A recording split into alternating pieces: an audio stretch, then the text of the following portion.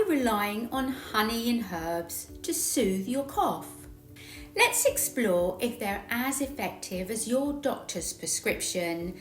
Now, home remedies like honey and ginger are popular for their natural, accessible approach to cough relief. However, medical treatments are backed by scientific research and can target specific causes of chronic cough. Now, while home remedies are gentle, they might not be sufficient for severe cases.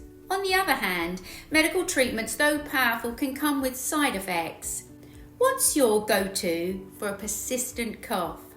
Please share your experiences and join the discussion in the comments.